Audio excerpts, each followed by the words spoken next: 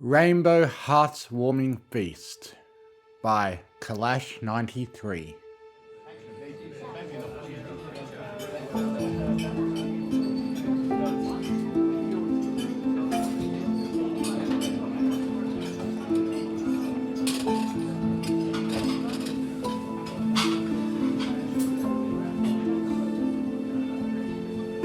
Rainbow Dash approached the table at the sumptuous feast. The music of harps, violins, and a grand piano called out in festive tunes at the fancy fete. There she was, her maid's costume providing an air of dignity to her balancing act of walking three-legged with a tray in the air.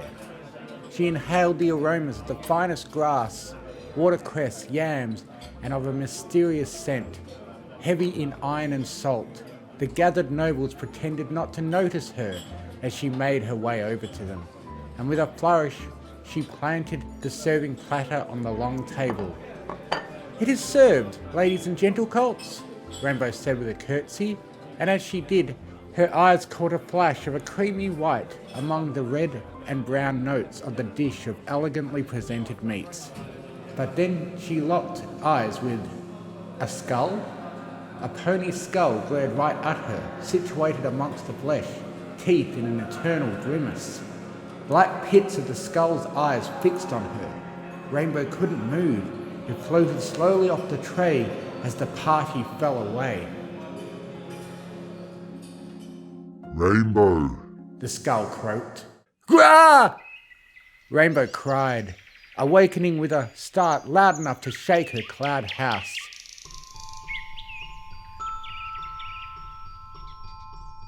Zecora sat still in her meditation. The world was peaceful as she extended out her awareness. The cold logs under her cauldron, the placid brew therein, the welcoming mask smiling at the door, wintry silence outside as snowflakes fell with imperceptible noise.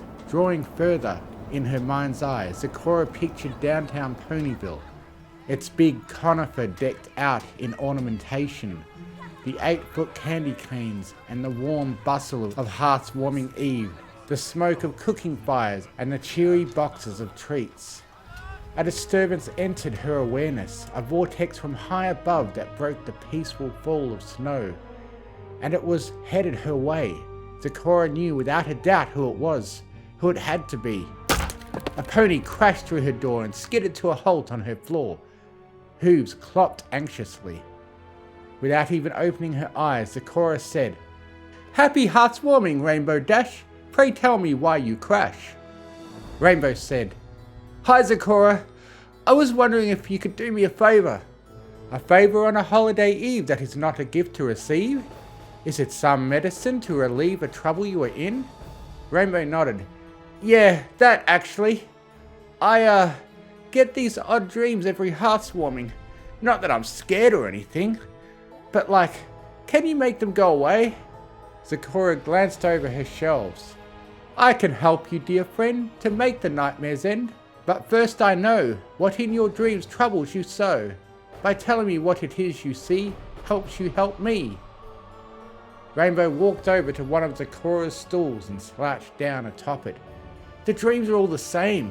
So I'm at a really fancy Hearthswarming party. For some reason I'm serving a mare. So I'm carrying plates back and forth. And then I look at them, and it's a plate of meat with a pony skull on it. And then it talks to me." Rainbow looked a little sheepish. "And then I wake up." Zecora nodded. "Dreams of flesh of your own kind are what haunts your mind. I can give you a brew, but there is something you must do. Look into that which troubles you. Surely your fears are untrue. Seeing the truth for yourself is the best thing for your health. A visit to a Canterlot estate will reveal no ponies on the plate." "You're right, Zecora. It's just my imagination. There's no way ponies are getting served up for Hearthswarming dinner. That's crazy talk. I'm going there right now and I'll prove everything's all normal." And with that, Rainbow Dash took off with enough force to blow the masks off Zecora's wall. It took her seconds to breach the overcast snow clouds into the dazzling, cold sunlight of early winter. The blue Pegasus soared through the skies, shivering in the high altitude Winter or summer, it was always chilly up here. From this altitudes, her troubles looked as puny as the ground. Cannibal parties in Canterlot? Crazy talk indeed. How would they even source the meat? They'd be doing it right under the snouts of Celestia's royal guard. Who would they eat? Canterlot was full of rich ponies. Some pony that important would have family looking for them if they went missing. Who would even buy pony meat? The thought of chowing down on another Equine made Rainbow Dash want a bath bomb. And besides, how would they even keep the secret? There was no way Canterlot practiced festive cannibalism. It just didn't make any sense. It just couldn't be possible. She knew Canterlot ponies. Heck, Twilight was a Canterlot pony. She didn't seem evil. Definitely didn't keep Philly rump roast in her fridge. And speaking of Canterlot ponies, she knew just who to drop in on. Half an hour later, Rainbow tucked in her wings as she swooped in on a house with green shingles. Her ears popped painfully as the pressure of the atmosphere reasserted itself. Dash crashed through the lower clouds and gained speed under gravity's tug, and then, right before careening into the holly-ringed flight platform, Rainbow stuck out her wings, braking hard, coming to land with a thud on the concrete. Rainbow didn't quite have time to reach the door before it was flung open by a yellow Pegasus in a Santa hat. "Lieutenant Dash? What the hey?" "Commander Spitfire!" Rainbow Dash saluted. "Happy Hearthswarming, ma'am." Spitfire shook her head. "At ease, we're not on duty, and it's Hearthswarming." She turned her back and walked inside, gesturing for Rainbow to follow her. "So what are you here for, Dash?"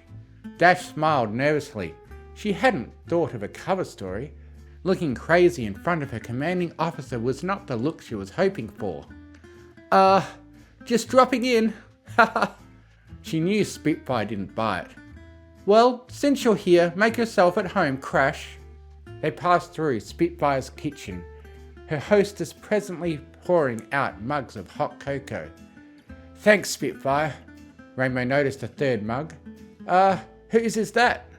"That would be mine," said a sophisticated masculine voice, and in from the adjoining room ambled in Fancy Pants. "Miss Rainbow Dash, how do you do?" "Fine, thanks," she said. He grabbed the drink in his magic and took a sip. "Do you have any plans for Hearthswarming?" She looked at him. "No, why?" He smiled. It was disarmingly charming, definitely not in any way menacing. How could such a sophisticated pony be a cannibal? "I was going to propose you join us at my little Hearthswarming dinner. Several guests have gone missing on short notice, so there is room at the table. Won't you join us? I would love to have you for dinner." Did he just say missing? But this was a chance to get into a fancy house and do some sleuthing for herself. Rainbow resolved she'd say yes, sneak off, find the kitchen, and then enjoy the meal, knowing for sure there was absolutely no horseflesh being served. But his words, the way he leaned in just too close, staring at her, Rainbow took a step back. "We'd love to," answered Spitfire before Rainbow could say anything. "Splendid," said Fancy Pants, clapping his hooves. The three of them finished their cocoa, and presently were off to wherever it was. It definitely wasn't at Fancy Pants' mansion. Rainbow Dash soon realised they were going the wrong way, not up to the noble districts, but down, lower, into where the poorer ponies lived. Insignificant ponies, the kind no pony knew, nor would recognise. She knew Fancy Pants was unlike most nobles with a stick up his plot about how noble his nobleness was, but surely the biggest holiday of the year, the very anniversary of the founding of Equestria, would demand his presence at a swanky soiree with the upper crust. Then again, she knew he ran many orphanages and poorhouses. Ponies came and went from them all the time, homeless and refugees, without documents to their names. How foolish! That was an awful lot of trouble to go through for a little bit of meat. They presently arrived at a larger than average house for that part of town. They were shown inside by a festively dressed servant.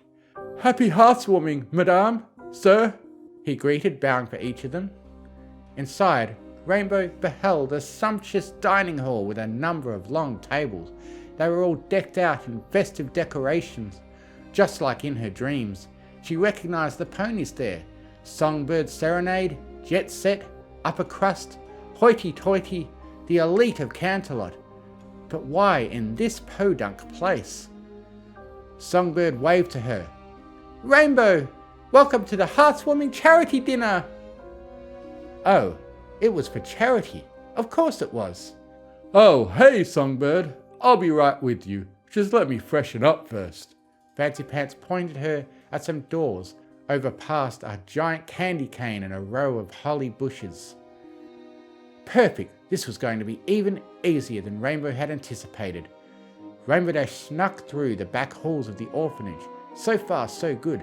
Finding the kitchen would pose little problem. All she had to do was keep searching. She sniffed, or she could follow her nose, and then a mare in a maid outfit walked in front of her carrying a serving tray. That worked too. As Rainbow Dash followed the staff mare, she smelled food. The scent grew larger with every step.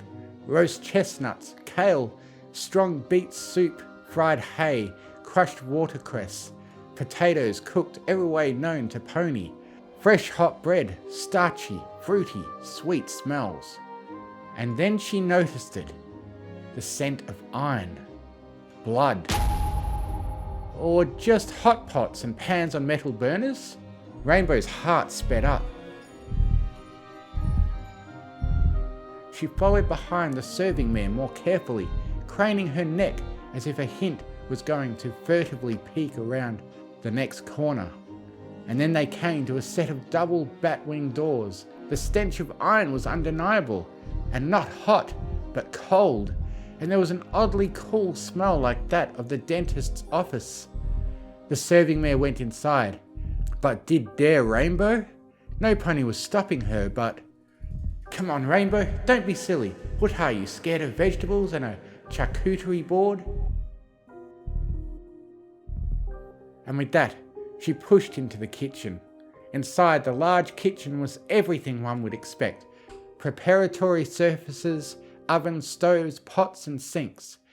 There were the foods one would expect. Potatoes, celery, chestnuts, fruits, greens, beans and berries. A perfectly normal pony feast. Rainbow walked deeper in, the relief washing over her. She had gotten herself so worked up, and all for nothing. Did they even have the facilities to even work with meat? And then Rainbow saw it. 4 limbs ending in hooves. A split open rib cage. A severed head with a horn. Skinned. The skull leering at her. Pony! Her dreams were right! Rainbow fled, wings propelling her. She had to get out of there. She had to warn the guests what they were about to eat. She had to put as many miles between herself and the butchered pony carcass in the kitchen as physically possible. And then she collided headlong with a serving mare, blacking out with a hard blow in a tangle of limbs.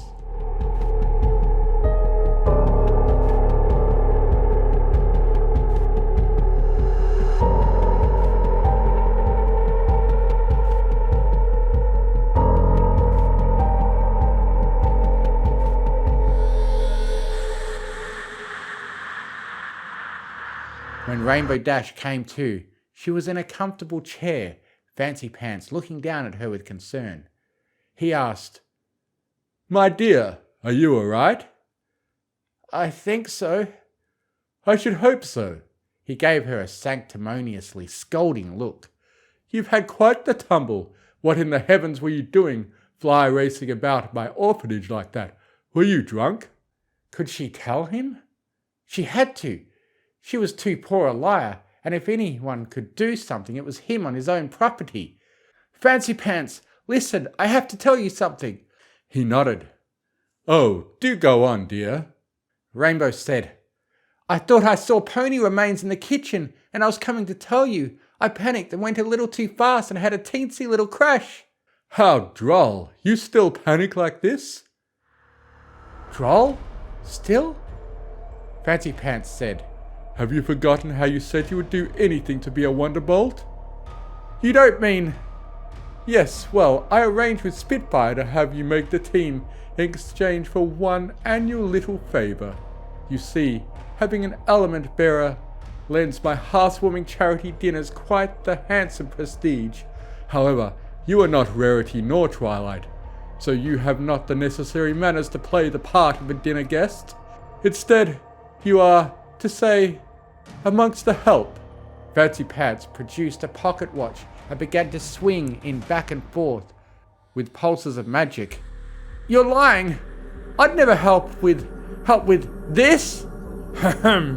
Indeed, 'tis nothing a little hypnosis couldn't solve. The times were quite clear you were the most vulnerable to Discord's hypnosis, and you remained so to mine. Rainbow was losing her focus. Her head was emptying like spilled water. Now, go get dressed and bring up the Philly rump roast. We are famished. Yes, master.